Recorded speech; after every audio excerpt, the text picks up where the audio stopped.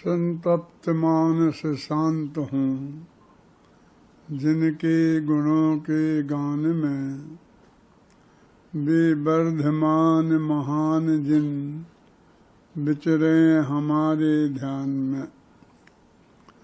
दशलक्षण महापर्व के 4 दिन निकल गए हैं, जिनमें हमने उत्तम क्षमा, उत्तम मार्दव, उत्तम आर्जव और उत्तम शौच धर्म की चर्चा की।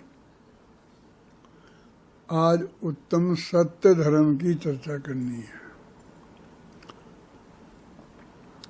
सत्य धर्म एक ऐसा धर्म है कि जिसके बारे में इस दुनिया में सबसे ज़्यादा भ्रम है। सत्य धर्म का स्वरूप बहुत कम लोग समझते हैं। प्रायः सभी सत्य वचन को ही सत्य धर्म मानते हैं और सत्य धर्म के नाम पर उसी की चर्चा करते हैं, सत्य बोलने का उपदेश देते हैं। आज सारे देश में सत्य धर्म पर व्याख्यान हो रहे होंगे। अब मैं आपसे कहता हूँ कि जाकर देखिए, पता करिए, 95% जगह सत्य वचन के अलावा भी कोई सत्य धर्म होता है, इस पे कोई बात ही नहीं करता है और सत्य बोलने का उपदेश देते रहते हैं। सत्य बोलने का दुनिया में सब विश्वास करता है, सत्य बोलना चाहिए। दुकानदारी में एक दफे सत्यता की धाक जम गई तो फिर भले ही तुम कितना ही 1 के 2 करते रहो तो भी कोई बात नहीं। मेरी समझ में नहीं आता है, ये सत्य बोलने का उपदेश है कि सत्य के नाम पर धाक जमा कर लूटने का उपदेश है।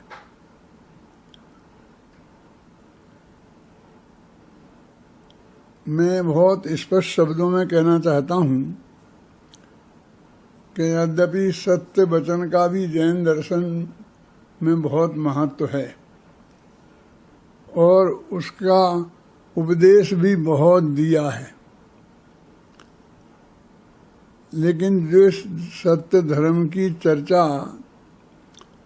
आज करनी है, उस सत्य धर्म से उसका कोई संबंध नहीं है। वाणी पुद्गल की पर्याय है,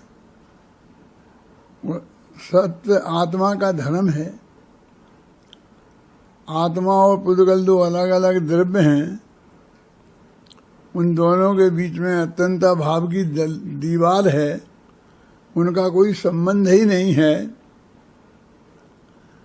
और हमने वो जो असली सत्य धर्म है, जो उत्तम क्षमा, मार्दव, आर्जव, सत्य, शौच, संयम, इन 10 धर्मों में जिस धर्म का नाम आता है, उस धर्म का इस सत्य बोलने से ज्यादा कोई संबंध नहीं है। इसमें एक बहुत बड़ा कारण हमारी पूजन की जो है ना, सत्य धर्म के संबंध में पूजन में, उसमें भी जो पंक्तियां लिखी हैं, सत्य बरत बलिए, झूठ नहीं कीजिए, झूठे मनुष्य का कोई विश्वास नहीं करता है, आपने पूत सुपास न लेखे, पेखो तिहाइत पुरुष सांचे को दरब सब दीजिए, मुनिराज श्रावक की प्रतिष्ठा सांच गुण लख लीजिए। इस तरह हम बहुत बहुत सत्य की महिमा और सत्य वचन के ही गीत गाए हैं। सत्य भी कोई धर्म होता है, उसकी तरफ संकेत भी नहीं किया। मैं समझता था कि आजकल जो किताबें लिखी गई हैं, सत्य विधान लिखा ना, 10 लक्षण धर्म विधान, तो उस विधान में जरूर सत्य धर्म के बारे में कुछ सही बात आई होगी, क्योंकि वो तो आधुनिक काल में लिखा गया है। और मेरी एक किताब लिखी गई ना 10 धर्म की, जिसमें उत्तम सत्य धर्म पर बहुत स्पष्ट शब्दों में ये उल्लेख है कि सत्य वचन का सत्य धर्म से कोई संबंध नहीं है, असत्य धर्म असली अलग है। सत्य वचन की भी बात महिमा है, लेकिन वो सत्य वचन नहीं है। बहुत स्पष्ट कहा है, और ये 1.5 लाख से ज़्यादा है, 5 भाषाओं 6 भाषाओं में ये किताब लोगों तक जा पहुंची है। उन कवियों तक, उन विद्वानों तक तो पहुंची गई गारंटी से। और पिछले 40 वर्ष से मैं लगातार इस पर व्याख्यान कर रहा हूँ, और हर साल ये अत्यंत स्पष्ट तौर पर कहता हूँ, चैलेंज दे के कहता हूँ। लोगों को ऐसा लगता है अभिमान भरी बात कर रहे हैं, लेकिन लोगों का ध्यान तो जाए। एक दफे वे इसे देख कर गहराई से, और उस पर अपने पक्ष विपक्ष में जो भी कमेंट्स करना हो करें ना, लेकिन कहीं कोई असर दिखाई नहीं देता है। वर्षों से जो व्याख्यान कर रहे हैं सत्य धर्म पर, बड़े बड़े नाम, बड़ा नाम है जिनके नाम पर हजारों लोग सुनने को इकट्ठे होते हैं, वे भी सत्य वचन की महिमा से सत्य धर्म तक आगे नहीं पहुंचते हैं। तो बहुत ही आश्चर्य होता है कि ये गजब क्या है। कभी एकांत में किसी से चर्चा करो, बात करो, उसे समझाने की कोशिश करो, हाँ वो तो ठीक है, लेकिन वो सत्य वचन बोलना चाहिए जी, और वो फिर वहाँ की बातें लगा करके, और वो बात को ऐसे ही टाल देगा, उस बात को ठिकाने तक नहीं पहुँचने देते हैं। आज का 1 घंटा मेरे को मिला है, और हजारों लोग सारे देश विदेश में ऐसे सुन रहे हैं। मैं सबसे बहुत आग्रह पूर्वक निवेदन करना चाहता हूँ कि 1 घंटे तो कम से कम पूरी गहराई से सुने कि मैं क्या कहता हूँ। उससे सहमत होना और नहीं होना अलग बात है, लेकिन मैं क्या कहता हूँ इसको सुनना, और सुनकर उसको क्या कहता हूँ ये तो समझना। सत्य क्या है ये निर्णय आपका अपने हाथ में सुरक्षित रखना, मेरे कहने से मत मान लेना, लेकिन एक दफे देखना कि कोई आदमी कह रहा है, कोई ध्यान दिला रहा है तो कहना ही चाहिए। सत्य बोलने की कुछ महिमा नहीं है, कोई बात नहीं है, सो बात नहीं है। जैन दर्शन में सत्य को भी सत्य वाणी को, सत्य बोलने को भी 4 जगह बांधा है। सत्य अनुवृत्त, सत्य महावृत्त, भाषा समिति और वचन गुप्ती। स्थूल झूठ नहीं बोलना, सत्यानुवृत्त होता है ना। बारीक थोड़ी बहुत दुनियादारी की कुछ चले तो चले, लेकिन स्थूल झूठ नहीं बोलना वो सत्यानुवृत्त है। सूक्ष्म भी झूठ नहीं बोलना ये सत्य महावृत्त है। और बोलना यदि तो वो भी हित मित और प्रिय बोलना, हितकारी वचन ही बोलना। दूसरे के अहित करने वाले वचन हमारे मुंह से क्यों निकले। और मित सीमित बोलना,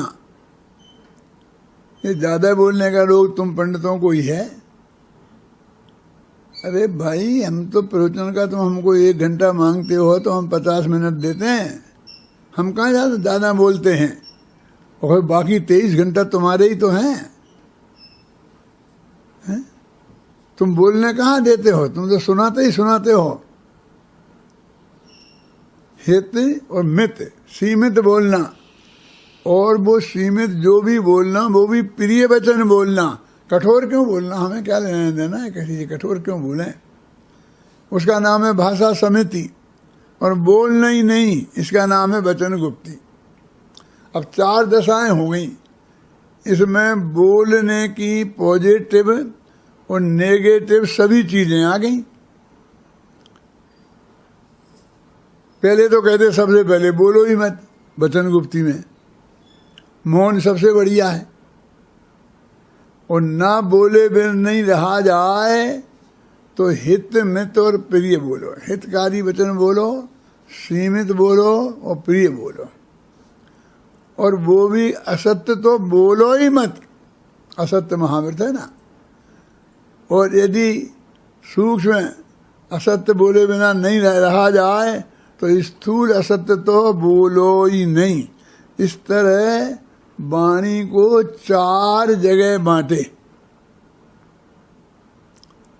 नेगेटिव नेगेटिव वही बात करते हैं कि बोलो नहीं, कम बोलो, ऐसा बोलो, ऐसा बोलो। क्या क्या है असली स्थिति, क्या है वो हमारे ख्याल में। अब मैं आपसे पूछना चाहता हूं, सभी विद्वानों से खासकर ये पूछना चाहता हूं कि अब वाणी की कौन अवस्था रह गई जिसे तुम सत्य धर्म कहना चाहते हो। वाणी में झूठ नहीं बोलना, स्थूल झूठ नहीं बोलना, हिंद में तो प्रिय बोलना, मौन रखना, बोलना नहीं। तो नेगेटिव और पॉजिटिव सभी तरह की अवस्थाएं आ गई।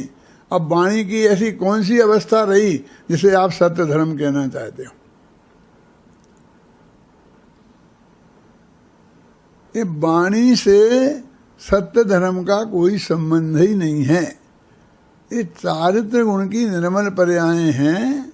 सम्यक दृष्टि, सम्यक ज्ञानी धर्मात्मा के 3 कसाय के अभाव में जो चारित्र गुण में निर्मलता आती है, उसमें से ये 10 धर्म रूपे प्रकट होते हैं।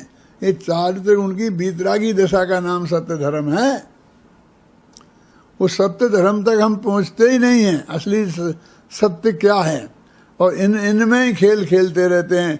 और ऐसा होने से होता है, फलाना की चोर की कहानी, डाकू की कहानी, राजा की कहानी, फलाना की सेठ की कहानी, सेठानी की कहानी, इन सुनाने में ही हम अपना समय खराब कर देते हैं। और तुम झूठ बोलेगा तो तेरा बच्चा भी तेरे पे भरोसा नहीं करेगा। ये महाराज मुनियों का धर्म है सत्य धर्म। उनके बेटा कहाँ होते हैं, वे तो बेटे को त्याग के चले गए। कैसा उस पूजन में लिखा है कि आपन पूत सुपास न लेखो, वो ठीक लिखा है। जब हम वो उसकी बात करेंगे तब उसका भी अर्थ बताएंगे, आप समझ आए ना। लेकिन मैं अभी ये कहना चाहता हूँ कि हम उसमें उलझ जाएंगे तो हम इस बात में नहीं हो जाएंगे। ये तो मैं कह ही रहा हूँ कि हम इस सत्य धर्म के दिन 2 धर्मों की सबसे ज्यादा दुर्दशा हुई है। एक सत्य धर्म की और एक त्याग धर्म की। सत्य धर्म में अभय कुमार जी, सत्य धर्म में ये सत्य बोलना खा जाता है और त्याग धर्म में दान खा जाता है। जबकि दान का त्याग से कोई संबंध ही नहीं है। त्याग बिल्कुल अलग चीज है और दान अलग चीज है। तो त्याग धर्म की बात आएगी तो त्याग आएगी। कोई ऐसा एक प्रकरण आया था एक जगह कि किसी 10 विद्वानों के प्रवचन होने थे। सब विद्वानों को एक एक सब्जेक्ट देना था। तो एक विद्वान ने त्याग धर्म ले लिया और लड़ाई होने लगी त्याग पे। हम भी लड़ने लगे कि नहीं, हम बोलेंगे त्याग पे। तो कहे क्यों, कि उन्हें उस दिन चंदे की अपील करनी है। तो उनको वो दिन मिल जाएगा तो चंदे की अपील कर लेंगे, अपनी संस्था को चंदा इकट्ठा कर लेंगे।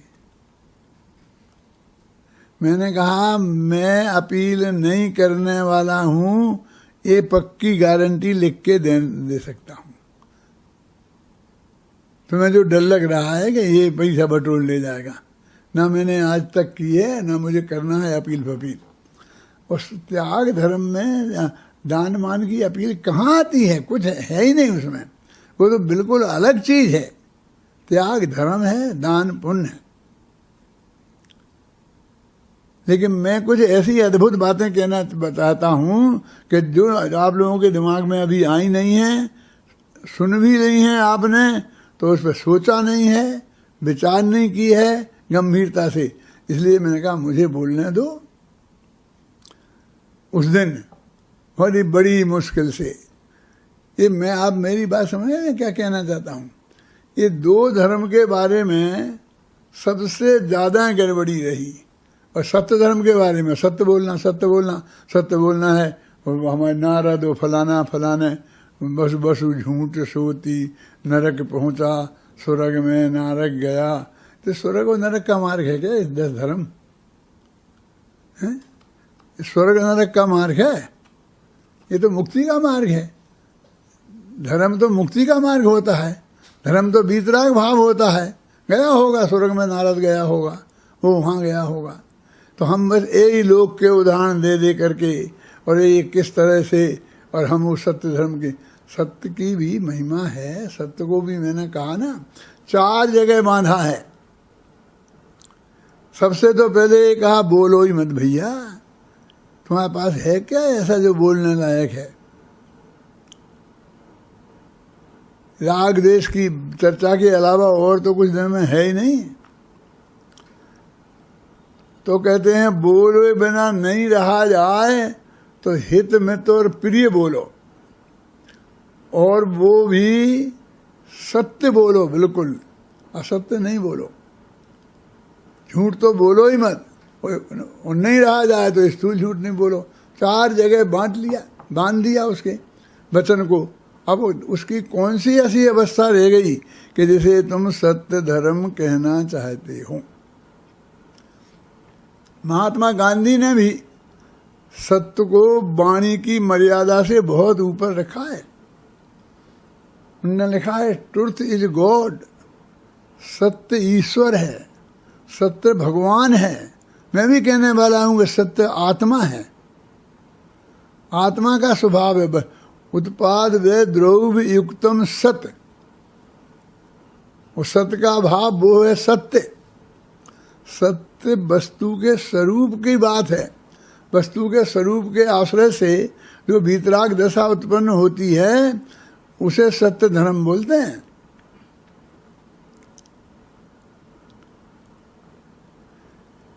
इस सारी दुनिया को सत्य की गर्ज कहाँ है? सत्य की गर्ज कहाँ है?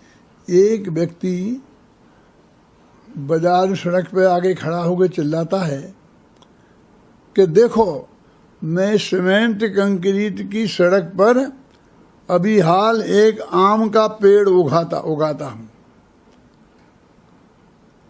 और उगाकर उस पर आम लगा के दिखाता हूं। और वो लगा देता है, जादू मंत्र कर देता है कुछ। कैसे किया होगा ये तो उससे पूछना, लेकिन उसने लगा दिया है सीमेंट कंक्रीट की सड़क पर, और सबको वो आम दिखा दिया कि देखो ये आम है। वो बहुत साफ कहता है भाई साहब ये आम फाम नहीं है, ये तो नजरबंदी का खेल है। क्या मतलब नजरबंदी का खेल है? मैंने आपकी नजर बंद की है, खोली नहीं है क्या? और सब देख करके नोटों की वर्षा हो जाती है। वो 10-20 हजार रुपए इकट्ठे कर लेता है 1-8 घंटे में। हैं? वो आम देता नहीं है, सिर्फ दिखाता है। क्या? वो साफ कहता है मैंने नजर बंद की है। हम तो उन गुरुओं के पुजारी हैं। चक्षुरुन्मील तम येन तस्मै गुरुवे नमः बोलते क्या नहीं बोलते? हमारे सब पंडित जब गद्दी पे जितने बैठे होंगे उनने ये छंद बोला होगा, मेरे को छोड़कर घबराना नहीं, मुझे पसंद नहीं है इसलिए नहीं, मेरा गला काम नहीं करता है। तो इतना लंबा मैं गा करके बोल नहीं सकता हूँ। जब मैं मंगलाचरण बोलूँ तो फिर प्रवचन नहीं कर सकता। तो मैंने 4 छंद का पहले बोलता था, अब मैंने वो 2 कर दिया बस। संतप्त मानस शांत हों जिनके गुणों के गान में, वे वर्धमान महान जन विचरे हमारे ध्यान में। मैं बोल नहीं सकता हूँ, आप जरूर बोला करें, बोलना चाहिए। बहुत अच्छा छंद है वो, जो अपना मंगलाचरण का जो स्वरूप है वो बहुत अच्छा है। मैं अपने विद्यार्थियों को सबको कहता हूँ, सबको सिखाया है बोलो। तो उसमें ये लगता है चक्षुरुन्मीलितम येन तस्मै श्री गुरुवे नमः। ज्ञानांजन शलाकया, ज्ञान रूपी अंजन की सलाई से जिसने हमारी चक्षु खोल दी है, उन गुरुओं को मैं नमस्कार करता हूँ। उसके विरुद्ध एक भरे चौराहे पे खड़े होके उन गुरु जी के ही सामने बोलता है कि ये नज़रबंदी का खेल है, मैंने आपकी नज़र बंद की है। और हम कहते बहुत बढ़िया किया, बहुत बढ़िया, और तालियां पीटते हैं। जब तक ऐसे लोग मिलेंगे इस दुनिया में कि नज़र बंद करने वालों की पूजा करेंगे, नज़र खोलने वालों की नहीं, तो क्या होगा देश का समझ लीजिए कि जो हो रहा है वही होगा और क्या होना है। तो वास्तव में वो जो सिर्फ आम दिखाता है, देता नहीं, और हजारों रुपया समेट ले जाता है। एक गरीब किसान आम का पेड़ लगाता है, 5-7 साल में अपने बेटे जैसा उसे पालता पोसता है, सींचता है, उसकी रक्षा करता है, तब कहीं जाकर के वो आम पैदा होता है। कोई एक आम पैदा करना हो तो पेड़ उगाने से लेकर के वहाँ तक की स्थिति पे विचार करो तो मालूम पड़ेगा वो कितना कीमती है। और वो आम जो इसने 6 साल में 7 साल में पैदा किया है बहुत मुश्किल से, वो तुम्हें देता है, अकेला दिखाता नहीं है। और वो कह कितना का देगा, वो कहे 5 रुपये का, लूटता है। 5 रुपये में होता है क्या, 2 रुपये का देगा। ऐसा सुबह से शाम तक लोग देखते हुए निकल जाते हैं, और वो असली आम 5 रुपये में नहीं बेच पाता है, असली वो आम फिर किसी को 2-4 रुपये में दे दुआ करके और किसी तरह से अपने घर जाना पड़ता है। यदि वो बेच के नहीं जाए तो शाम को खाए क्या। मेरे कहने का मतलब ये है कि असली आम देने वालों की इस देश में ये स्थिति है, और आम देख है ही नहीं, आम दिखाने वालों की ये स्थिति है। जब तक इस जगत में चमत्कार को नमस्कार रहेगा, इतनी महिमा इस चमत्कार की रहेगी, तब तक सत्य धर्म का सामने आना बहुत कठिन है। सत्य धर्म में एक तो सच्चा धर्म, और दूसरा ये है ना 10 धर्मों में सत्य धर्म। क्योंकि उसकी वजह से फुर्सत मिले, सत्य बोलने वाली बात से फुर्सत मिले तो इस पे हम विचार करें। इसलिए मैं ये कहता हूँ, मुझे पहले ये बताना पड़ेगा कि सत्य वचन सत्य धर्म नहीं है, तो जगह तो खाली हुए सत्य की कि फिर सत्य क्या है, ऐसा प्रश्न तो खड़ा होए। अभी तो बस सत्य वचन सत्य धर्म है, सबने मान लिया, उसकी महिमा में कहानी किससे सुना दिए और सब बातें सुना दी, और सब लोग भरोसा करते हैं, विश्वास करते हैं। एक दाम वाले, ये एक दाम वाले, बस एक दाम, एक फिक्स दाम है। अब 2 रुपये की चीज़ के 10 रुपये रख दें और एक दाम फिक्स दें, वो ईमानदार हो गया। वो बेचारा 2 रुपये की 2.25 रुपये मांगे हैं तो वो बेईमान है। और यदि वो जाते जाते कहे भैया ले जा, 2 ही रुपये में ले जा, तो कहे देखो आ गया ना, अकल ठिकाने आ गई, अभी आप मेरे से 2.25 ले लेता। लेकिन भैया वो 2 रुपये में तो लाया है, तो फिर दे कैसे लाया। ऐसा नहीं है, वो तो 1 रुपये में लाया होगा। क्या नहीं, 2 रुपये में नहीं मिलता, 2 रुपये से कम में, तो क्यों दे रहा, क्योंकि उसे 2 रुपये की ज़रूरत है। शाम को 2 रुपये से रोटी चाहिए उसे, ये आम से उसका पेट नहीं भरेगा, इसलिए बेचना है। क्यों, आवश्यकता के हिसाब से हम बेच देते हैं कि नहीं बेच देते हैं। 10 रुपये की चीज़ 5 रुपये में भी बेच देते हैं कि नहीं बेच देते हैं। वो तो ये समझता है कि नहीं नहीं नहीं वो लूट ही रहा था, इसीलिए इतना बता रहा था, और फिर अब अभी अकल आ गया। ये मकान है, इस हमने परसालन से पूछा था, 2 करोड़ का बताते थे, अब अकल ठिकाने आ गई। 2 करोड़ का था ही नहीं, अब 50 लाख में बिक गया। अब 2 करोड़ में कोई नहीं लेगा, 1.5 में नहीं लेगा, 1 में नहीं लेगा, तो भले ही बनाओ तो 2.5 करोड़ लगे। तो जितना खर्चा अभी बनाने में लगे वो उतने का है कि जितने में बिक रहा है उतने में है। वो तो ग्राहक पर निर्भर करता है, नहीं वो उस पर निर्भर नहीं करता है कि वो कितने का है। अभी तुम खरीदने जाओ तो 2.5 में नहीं मिले, और बेचने जाओ तो 50 में नहीं बिके, क्योंकि कोई खरीददार नहीं है। अब जो जिस आदमी के पास 2 नंबर का पैसा पड़ा है और तुम्हें तो बेचना ही है, क्या करें, तो लेगा, बस ऐसा लेगा चाहे जैसा। तो वस्तु सत्य का स्वरूप क्या है वो हमें गहराई से समझने की कोशिश करना चाहिए, तो ही हमारी समझ में आएगा। लेकिन सत्य को किसी को गर्ज ही नहीं है। सत्य की बात समझने के लिए मैंने बोला ना इस चमत्कार प्रिय जगत में चमत्कार की महिमा ज़्यादा है, सत्य की महिमा नहीं है। ख्याल में है ना। और सत्य वचन, ये सामान्य जो व्यवहार के वचन हैं, इनमें क्या दम है? तो कुछ लोग कहते हैं सत्य बोलने में क्या दम है? पर जैसा देखा, जैसा सुना, जैसा कहा हो और वैसे ही कह देना, वो सत्य है, ऐसा मानता है। झूठ बोलने में है मेहनत की बात। तो क्या मेहनत है कि झूठ बोलना है तो फिर चारों तरफ से पाल बांधनी पड़ेगी। मान लीजिए मैं अपने घर में ही बैठा हूँ और मुझे कोई का फोन आए तो ये कहना है कि घर पे मैं नहीं हूँ, तो झूठ बोलना है। तो ही सत्य बोलना हो तो किसी से कुछ कहने की ज़रूरत नहीं है, न नौकर से, न बच्चों से, न पत्नी से, कि क्या कहना। वो आएगा, हैं तो हैं कह देगा, नहीं है तो नहीं हैं कह देगा। लेकिन नहीं कहना है तो देख, कोई आए तो मत मना कर देना, पूछना कि कौन है वो, कैसा है, कहाँ का है। फोन आएगा पहले वो हैं, आप कौन?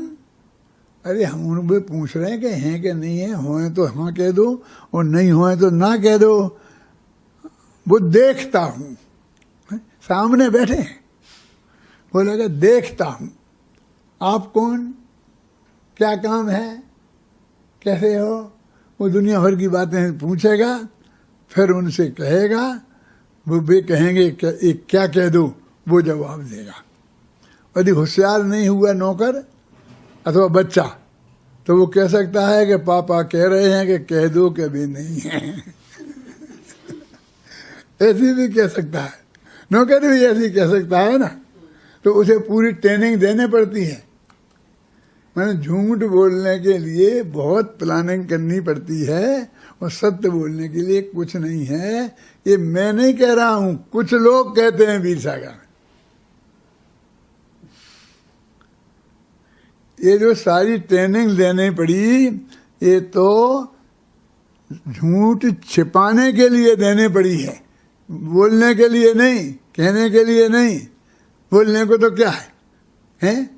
अभी जो कहो, जो कुछ तुम सत्य नहीं बोलोगे तो जो बोलोगे सब झूठ तो है ही। बोलो, जयपुर में कितने कौए हैं? बोलो। सत्य बोलने वाला 100 दफे सोचेगा कि अब कौओं की जनगणना कराओ, हैं? कब आए, कैसे हो, कैसे हो। उसे तो यही कहना पड़ेगा मुझे पता नहीं है। वो झूठ बोलने को क्या है, 10,555 फटाफट बोल दिया। कि कम ज्यादा निकले तो गिनवा लो, कि गिनवा तो लेंगे, पर ये बताओ यदि कम ज्यादा निकले तो क्या होगा? कि होगा क्या? जितने मेहमानी में आए होंगे वे ज्यादा निकलेंगे और जितने मेहमानी में चले गए होंगे उतने कम निकलेंगे। जब झूठ बोलना है तो झूठ बोलने में काय की ट्रेनिंग की जरूरत है, समझिए ना। जो मुंह से निकालोगे बिना सोचे समझे वो सब झूठ तो होगा ही। सत्य बोलने के पहले सत्य जानना जरूरी है। मैंने तो अपने बच्चों की किताबों में, बालबोध पाठमालाओं में ये बात डाली है। सब लोग यही बताते हैं झूठ बोलने के, सत्य बोलने में क्या है, जो बात जाना। अरे भाई, जो बात जानी, जैसी जानी, तो किसी ने तुमसे कहा, तुमने जान ली कि 2 और 2 5 होते हैं, तो 2 2 5 सत्य हो जाएगा। सत्य बोलने के लिए सत्य जानना जरूरी है। जो जाना वो बोलना जरूरी नहीं है। क्या समझ में आई ना। और सच्चाई जानना हर बात की इतनी आसान नहीं है, हैं? इसलिए जो सत्य बोलना चाहता है उसे कम से कम प्रयोजनभूत तत्वों के बारे में तो नहीं बोलने में जैसे काम चलाना पड़ता है ज़्यादा। और दुनियादारी के मामले में तो कुछ भी बोलते रहो, वो सब झूठे ही है। असली बात तो कि हमको सत्य बताना है। अभी इतनी सी बात में कहूँ कितने बज गए, तो हर एक कोई जवाब दे सकता है। हर एक को घड़ी देखनी पड़ेगी और 2 घड़ी कभी मिलती हैं, 1-2 मिनट आगे, 1-2 मिनट पीछे, एक कहेगा 10 हो गए, दूसरा कहेगा 9:45 है, तीसरा कहेगा 10:15 हो गए और डिसीजन ही नहीं हो पाएगा। आखिरकार हम पहुंच जाएंगे। रेलवे की घड़ी उसे सच्ची मान लो और उसके हिसाब से सब ये करो। फिर ये कहेंगे साहब टीवी की घड़ी, अभी है ना सब ऐसे ही बोलते रहते हैं ना, तो अब फोन की घड़ी उसे सत्य मान लो और बाकी किसी की घड़ी को सत्य नहीं मानो। सत्य वचन का भी हम अच्छी तरीके से स्वरूप नहीं समझते हैं कि उसको कैसे प्रस्तुत करना। सत्य धर्म तो बहुत दूर की बात है। सत्य वचन की सीमाओं को भी हमने पहचाना नहीं है और उसकी उपयोगिता को भी हमने पहचाना नहीं है कि वो जो राजा बसु का सिंहासन दब गया था और वो साथ में नरक गया था, वो उसने अज माने अज का अर्थ बकरा होता है ये कह दिया और अजय स्तव्यम मैं बकरों से यज्ञ करना चाहिए। तो जब से लेके आज तक अरबों बकरे उसके नाम पर होम दिए गए। इतनी हिंसा का कारण बना, इसलिए वो साथ में नरक में गया। तुमने छोटी सी दो ही बात हमने पूछा कितने बजे और तुमने कहा 10, कि 10 कहाँ है, अभी 2 मिनट तो देरी है। तो इतना तुम झूठ बोलने से तुम साथ में नरक जाने वाले नहीं हो, पहले भी नहीं जाने वाले हो। और हो सकता है तुम इतना झूठ बोलते रहो और स्वर्ग चले जाओ। जाएंगे कि नहीं जाएंगे? कि ऐसे बोलने वाले कि जो समय सही नहीं बताया, 2 मिनट कम बता दिया, ज़्यादा बता दिया, ये भी साथ में ही नरक में जाएंगे। तो सब साथ में नरक भर जाएंगे और बाकी सब जगह खाली पड़ी रहेंगी। हैं? एक उदाहरण लाखों वर्षों का पहले से उठा लिया, हम उसी से काम चलाए जा रहे हैं। सिद्ध चक्र विधान करने से कोढ़ रोग ठीक हो गया था। किसका हो गया था? कि श्रीपाल का। किसने किया था? कि मैना सुंदरी ने। कि फल पायो मैना रानी। आज तक हम रटे जा रहे। कब हुई थी ना मैना रानी? हमारे एक अध्यापक थे, प्रिंसिपल साहब थे, तो उनकी पत्नी का नाम था मैना। वही तो नहीं है? कि नहीं वो एक मैना है बहुत, वो शास्त्रों में वो मालूम बांस पूज भगवान के जमाने में हुई थी। कौन से जमाने में? वो चंपापुर की कहानी आती ना, वो चंपापुर तो वहां से वे मोक्ष गए, तब वही तीर्थ उभर रहा था। तब से लेके अभी तक वो एक आदमी से हम काम चला रहे कोढ़ को ठीक करने का, और किसी का नहीं हुआ ना। आज का हम किसी का करके बता सकते हैं। क्यों? यदि ऐसा तुम अभी करो जो कोरोना का दवाई निकालो, और कब कहते हो गया था जब आज ना भगवान के बेटे को हुआ था कोरोना, तो इस दवाई से ठीक हो गया था, चलेगा काम? बोलो। वो एक बातें हमने पकड़ ली हैं और उदाहरण दे दे करके हमको आपको सत्य की कसौटी पर कसना पड़ेगा।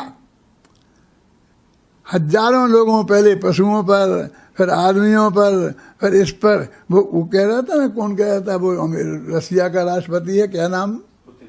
पुतिन। क्या उसने अपनी लड़की को लगा दिया? कौन सा वो बनाई थी ना वैक्सीन। अब हमने सुना वो लड़की मर गई। तुमने सुना विचार करके? नहीं।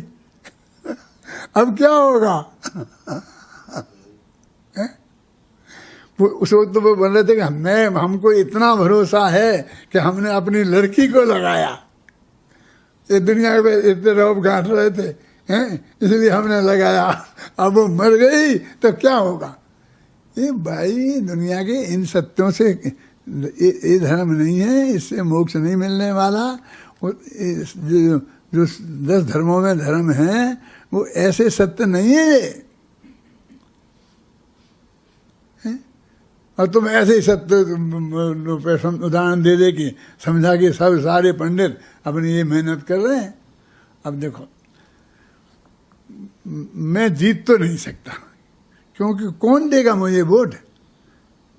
ये सारे पंडित एक तरफ हो जाएंगे, मैं बताऊंगा उसे सुनना ही नहीं देंगे, अगली साल मुझे बोलने ही नहीं देंगे, इसको ही गायब कर देंगे, किताब को ही जब्त करवा देंगे। इनके हाथ में सब कुछ है। क्यों? अरे वो कहते हैं कि वास्तव में सत्य क्या है? उत्पाद व्यय द्रव्य युक्तम सत, और सत द्रव्य लक्षणम, सत द्रव्य का लक्षण है उत्पाद व्यय द्रव्य जिसमें होता है। देखो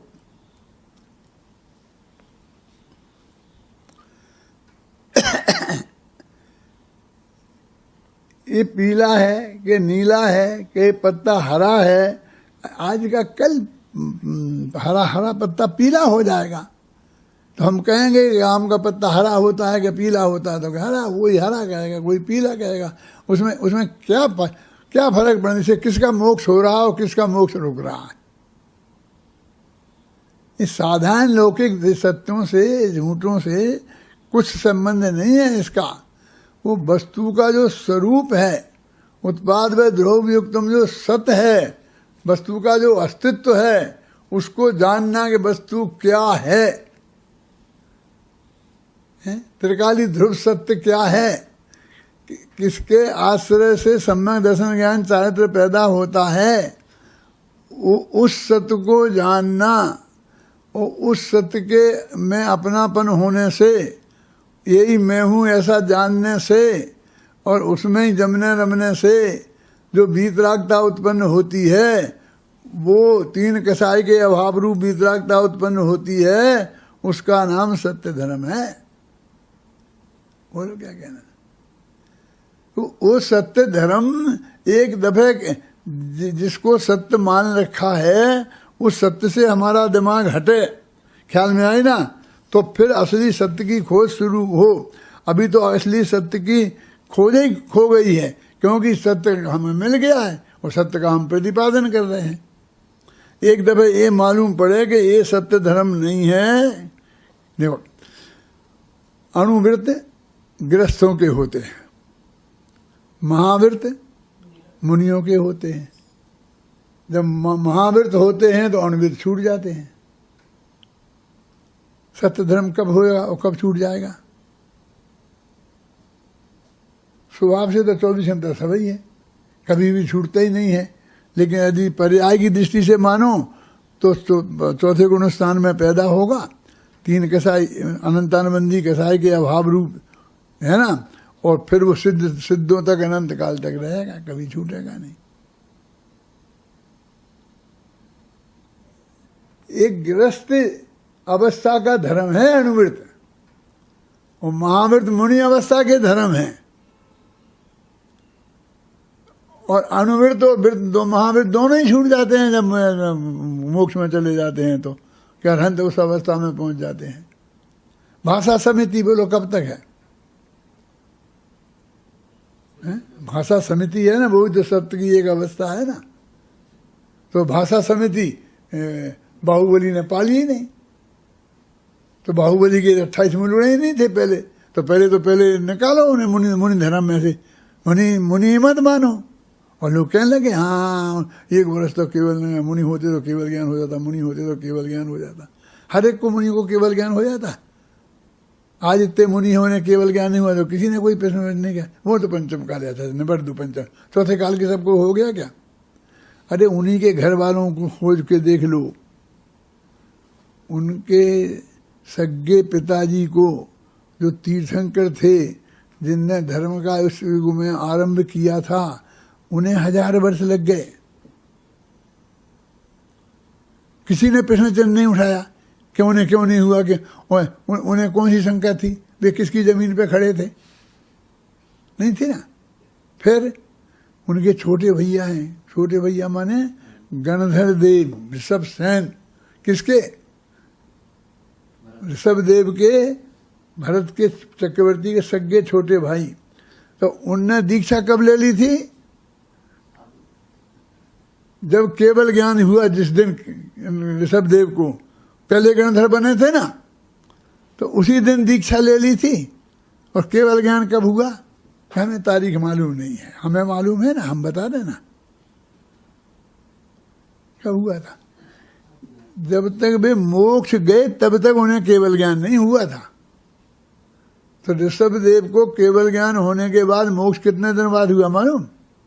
1 कोड़ी को 84 लाख पूरब था ना, तो 1,00,000 पूरब निकल गए, हजारों लाखों लाखों लाखों वर्ष निकल गए। इतने दिन तक नहीं हुआ, उन्हें कोई प्रश्न नहीं खड़ा कर रहा, यानी केवल ज्ञान क्यों नहीं हो रहा, इस मुनि हो गए, केवल ज्ञान क्यों नहीं हो रहा, केवल ज्ञान क्यों नहीं हो रहा, क्यों? वे तो काम से लगे थे ऋषभदेव के। वहीं सब पंडितों के शास्त्र, करुणानि योग शास्त्र में लिखा है कि यदि के मुनि दीक्षा हो जाए, 6वां 7वां गुणस्थान सच्चे भावलिंगी संत सहायक सम्यक दृष्टि हो जाए, तो अधिक से अधिक कितने काल तक केवल ज्ञान नहीं हो सकता। तो लिखा है 1 अंतर्मुहूर्त 8 वर्ष और 1 कोटि पूरब, इतने काल तक नहीं हो सकता। तुम्हारा उत्कृष्ट काल इतना लिखा हुआ है, अब उन पर तुमने सारी इतनी जांचें बैठाल दी, क्यों नहीं हुआ? कोई कहता है उन्हें भरत की भूमि पे खड़ा हो, कोई कहता है इस पर खड़ा है, कोई कहता है उस पर खड़ा है, और घोर तपस्वी कहे जा रहे हो, तपस्वियों में सर्वश्रेष्ठ भी बताए जा रहे हो, और तपस्वियों में अंतर्मुहूर्त का ध्यान नामक तप होता है तो केवल ज्ञान हो जाता है। कि सीधी यहाँ तो तुम बताओ, फिर हमारी सही नहीं, तुम बताओ। बता रहे ना कि अंतर मुहूर्त तक लगातार वे आत्मा में स्थिर नहीं रह पाए। फिर हो कब गया कि जब वे अंतर मुहूर्त आत्मा में स्थिर हो गए तब? नहीं नहीं नहीं नहीं, कौन से शास्त्र में लगा? अब शास्त्र निकाल के बताना पड़ेगा कि केवल ज्ञान अंतर मुहूर्त तक शुद्धोपयोग रहता है तब होता है। इसके लिए शास्त्र देखना पड़ेगा। पंडित बच्चा बच्चा जानता है, हैं? और एक गारंटी की पक्की गारंटी बात है, जरा गलती निकल जाए तो तुम जो कहो तो हम दंड देने को तैयार हैं? क्यों? ये पक्की बात है ना कि लगातार अंतर मुहूर्त तक वो रह जाते तो उन्हें केवल ज्ञान नहीं होता, किसी को भी। और नहीं रहेगा तो कोई जरा थोड़े कम में हो जाएगा। एक समय का भी किसी को कोई कमीशन नहीं है। इतना मैं जबरदस्त कारण बता रहा हूं और उसका प्रमाण बता रहा हूं। हम इसको नहीं मानते, इसको नहीं मानते। भाई तुम्हारा मानना नहीं, तुम मान लोगे तो मोक्ष में चले जाओगे ना। इस संसार में कौन रहेगा? सत्य वस्तु का, सत्य का वास्तविक स्वरूप क्या है वो हमें अपने ध्यान में गहराई से समझना पड़ेगा कि वो वास्तविक क्या है। जो अणुवृत्त अलग है ना, महावृत्त अलग है, समिति अलग है, गुप्ती अलग है ना। समिति गुप्ती और धर्मानुप्रेक्षा, तो वहाँ पर गुप्ती और समिति के बाद स्पेशल धर्म लिखे ना, और उन 10 धर्मों में वो एक धर्म है। अब वो जो आएगी, जहाँ भी सत्य आएगा तो वहाँ अणुवृत्त भी लगा देना, फिर महावृत्त भी लगा देना, फिर भाषा समिति भी लगा देना, वचन गुप्ती भी लगा देना। उसी को सब बताते रहना। अरे उनमें परस्पर क्या अंतर है वो भी हमारी समझ में आना चाहिए। उसकी भी हम कहाँ बात करते हैं परस्पर, तो हम उसको भी ढंग से नहीं समझते हैं। इसलिए कहते भाई कि वचन का सत्य धर्म से कोई संबंध नहीं है, क्योंकि सत्य धर्म सिद्धों के भी होता है और उनके वचन नहीं होता है। हूँ केवलियों के भी होता है, उनके वचन नहीं होता है। हजारों मुनिराज भी होते हैं जिनके सत्य धर्म होता है और जीवन भर वे मौन रखते हैं, वो वचन ही नहीं बोलते हैं, वो सत्य नहीं बोलते हैं। तो सत्य बोलने से सत्य धर्म का कोई भी संबंध नहीं है। देखो भाई, मैं तो ऐसा कहता हूँ कि दुनिया में सत्य का ही साम्राज्य है। और लोग कहते हैं पंडित जी आपको पता नहीं है, बाजार के इस कोने से जाओ और उस कोने तक जाओ तो झूठ ही झूठ का साम्राज्य मिलेगा। कोई एक आदमी भी सत्य बोलने वाला नहीं मिलेगा। सारे दुकानदारों से जाके करवा लो तुम। और मैं कहता हूं कि मुझे तो कहीं झूठ दिखाई देता नहीं है। देखो जरा समझना, ये रूमाल है, ये 3 रूमाल हैं, 3 है। एक तो ये रूमाल नाम का पदार्थ कपड़ा, एक ये रूमाल नाम का शब्द है, और एक इसे जानने वाला रूमाल नाम का ज्ञान। 3 चीजें हो गई ना, 3 रूमाल हो गए। अब मैं मुंह से शब्द बोलूं रूमाल और दिखाऊं टोपी, मैं शब्द बोलूं टोपी और दिखाऊं रूमाल तो झूठ आ गया। रूमाल बोला और रूमाल ही दिखाया तो झूठ नहीं आया। कहाँ झूठ? झूठ तो था ही नहीं, तीनों चीजें तो थी। इनका तीनों का मिलान होना हमारी वाणी में, हम तो वो तो हमारी वाणी में सत्य असत्य आएगा, हमारे ज्ञान में सत्य असत्य आएगा। वीर सागर, यदि मैंने रूमाल को टोपी जान लिया तो मेरा ज्ञान झूठा होगा। यदि मैंने ऐसे बोला तो मेरी वाणी झूठी होगी, वस्तु तो झूठी होने वाली नहीं है। रूमाल तो रूमाल रहने वाला है, टोपी टोपी रहने वाली है। तो वस्तु में तो असत्य का प्रवेश होता ही नहीं, या तो वाणी में होगा, इसलिए झूठ बोलना बोले वचन, वो वचन से संबंधित वो सब चीजें हैं। वस्तु तो सत्य है तो सत्य है ही, यानी स्व की अपेक्षा सत्य है और पर की अपेक्षा असत्य है, तो वो त्रिकाल है, हमेशा ही है। माने उसमें कोई फेरफार बदला बदली होने वाली नहीं है। माने वो चाहे जितनी बदला बदली हो पर्याय में, लेकिन वो स्व की अपेक्षा सत्य और पर की अपेक्षा अनंत काल तक रहेगी कि नहीं, कभी बदल जाएगी बीच में, हैं? द्रव्य की अपेक्षा नित्य और पर्याय की अपेक्षा वो अनित्य सदा रहेगी। तो वस्तु का सत्य स्वरूप क्या है वो हमें उसमें जानना है। झूठ तो समाया हुआ है वाणी में, झूठ तो समाया हुआ है हमारे ज्ञान में। ज्ञान मिथ्या होता है ना, दर्शन मिथ्या होता है, चारित्र मिथ्या होता है, आत्मा कभी मिथ्या होता है? जीव कभी मिथ्या होता है? नहीं होता। ये मेरा मतलब ये है कि ये सत्य असत्य की बात जैसे तुम बोलने से जोड़ते हो, वो तो वाणी के धर्म हैं, वे तो ज्ञान में है ना। तो इसको हम क्या सुधार सकते हैं, क्या कर सकते हैं दुनिया में? इसलिए मैं कहता हूं कि मुझे तो यहाँ से वहां तक सब जगह सत्य का ही साम्राज्य दिखता है और तुम्हें झूठ के अलावा कुछ दिखता ही नहीं है। तो मतलब झूठ तो वास्तव में है ही नहीं, माने कोई रूमाल टोपी है ही नहीं, आज तक हुआ ही नहीं और होगा ही नहीं। ख्याल में आई ना?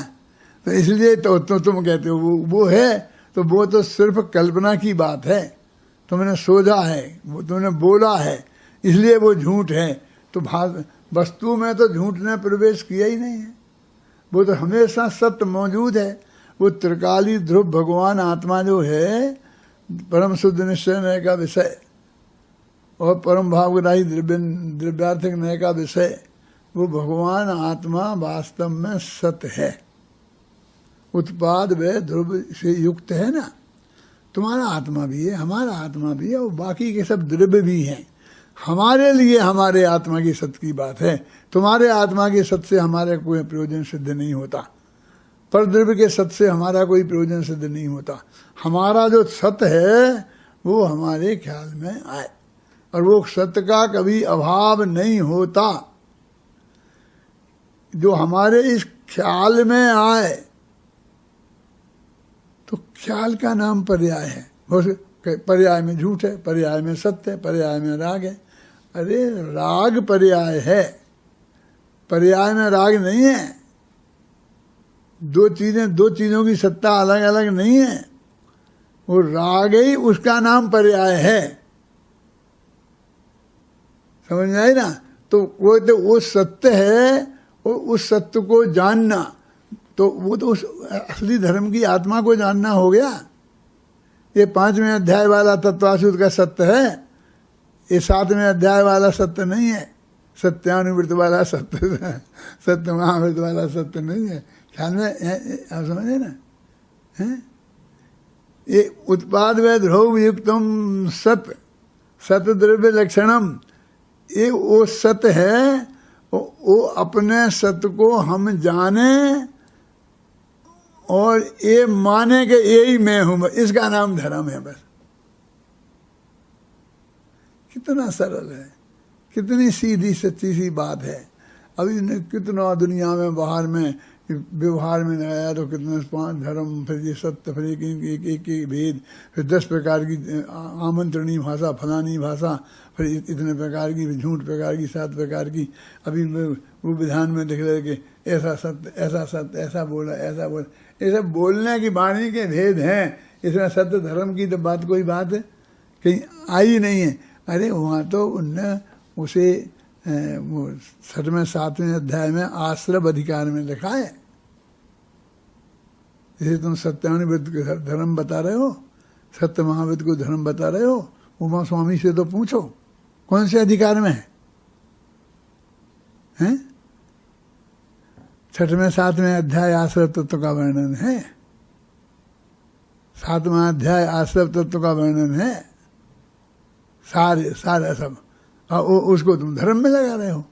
और जो संवर तत्व, भाषा समिति भी, तो वो भी संवर तत्व का वर्णन है, लेकिन वो भाषा समिति भी वास्तव में वो जो व्यवहार समिति है, वो 4 हाथ जमीन देख के चलना, अंदर में तो जो वो वीतराग परिणति है वो असली समिति है। गुप्ती समिति ये सब क्या है, उनका वास्तविक स्वरूप हमारे ख्याल में आए, हम गहराई से समझें, तो ये सत्य धर्म ये हमारे ख्याल में आना चाहिए। ख्याल में ही ना, सत्य धर्म का स्वरूप एक दफे हमारे दिमाग में ये आवे कि सत्य धर्म हमारी समझ में नहीं आ गया है, तो हम आए तो अब आ सकता है, लेकिन ये नहीं आएगा तो नहीं आएगा। देखो वास्तव में ये रूमाल पीला नहीं है, हमें पीलिया हो गया है, इसलिए हमें सब चीजें पीली पीली दिखती हैं। हमारी दृष्टि में मिथ्यात्व आ गया है, मिथ्यापन आ गया है, इसलिए सब चीज हमें सही रूप में दिखाई देती नहीं है। इलाज हमें अपनी आंख का कराना है, ये वस्तु का इलाज नहीं कराना है। तो वस्तु का सच्चा जो स्वरूप है, देखो मैं कह रहा वस्तु समाय, ये रूमाल है, इसको मैं रूमाल कहूँ तो सत्य है, और इसको मैं टोपी कहूँ तो असत्य है। अब इसमें असत्य कहाँ घुस, ये टोपी कहाँ घुसी इसमें? असत्य का वस्तु में प्रवेश है ही नहीं। वस्तु तो जैसी है वैसी ही है, उसको वैसी जानना वो सत्य वाणी है, वैसी जानना वो सत्य ज्ञान है, वैसा मानना वो सत्य दर्शन है, वैसा बोलना वो सत्य वाणी है। ख्याल में आई ना? वस्तु जो मूल सत्य है, उस सत्य के आश्रय के पर ही ये वाणी में असत्यता, बोलने में असत्यता, ज्ञान में असत्यता आती है। ख्याल में आई ना? तो हमारी तरफ वो सत्य धर्म की तरफ हमारा ध्यान जाए कि वास्तविक क्या है। मैंने देखो मैं क्या लिखा मैं बताता हूँ इसमें निकाल के।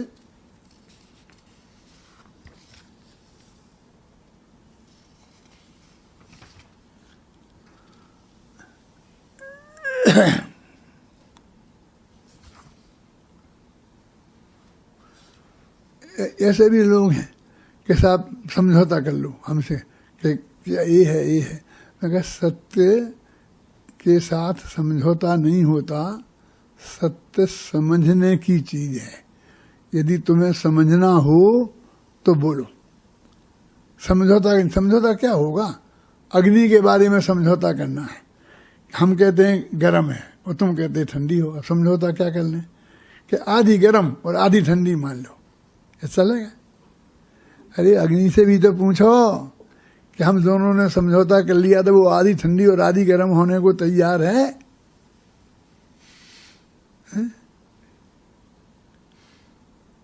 ऐसे हमारे समझौते से नहीं। समझौते शक्ति के आधार पर होते हैं, समझ के आधार, सत्य के आधार पर नहीं होते।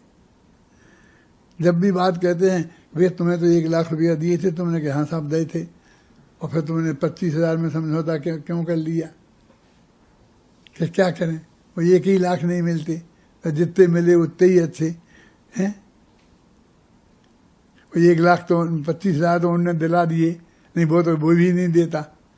तो शक्ति के आधार पर समझौता होता, उसके पास है ही नहीं तो वो कहाँ से देवे, इसके आधार पर होता है। हमने दिए थे, ये गवाही सफाई किसको देखना है? हैं? ये कौन पूछता है कि हम किसी को जा खड़े कह के बताने के दिए थे वो नहीं दिए थे, इसके आधार पर समझौता थोड़ी होना है। समझौता शक्ति के आधार पर होता है और समझ सत्य के आधार पर होती है।